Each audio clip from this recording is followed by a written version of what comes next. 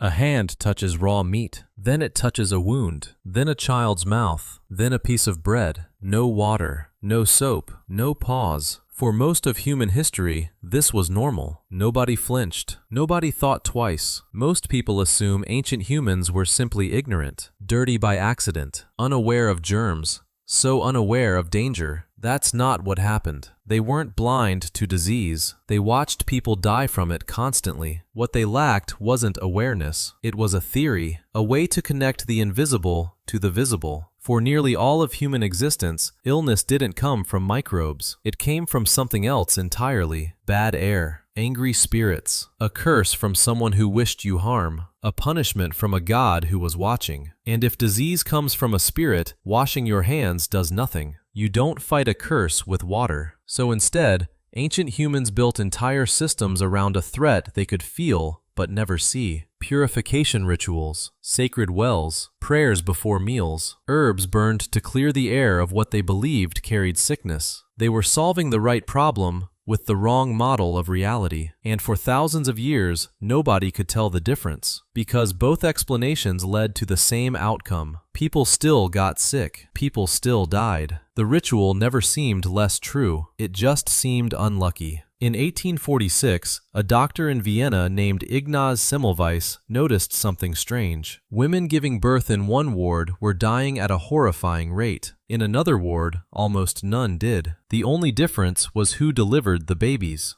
In the deadly ward, doctors moved straight from autopsies to childbirth. No washing, no pause. Semmelweis had no microscope powerful enough to prove why. He only had numbers, and numbers that refused to lie. He ordered hand washing. Deaths dropped almost immediately. He had found the answer, and almost no one believed him, because his claim broke something deeper than medicine. It suggested that doctors, respected men of science, were unknowingly killing their patients with their own hands. That idea was harder to accept than the deaths themselves. He was mocked, dismissed, eventually institutionalized. He died before the world caught up to what he already knew. It wasn't a lack of intelligence that kept humanity from washing its hands for thousands of years. It was a lack of a story that made the invisible feel real. Somewhere right now, there's a truth sitting in front of us the same way germs once sat in front of Semmelweis's colleagues. Obvious in hindsight, invisible in the present, waiting for someone willing to be laughed at first. The hardest diseases to cure were never the ones in our blood. They were the ones in our certainty.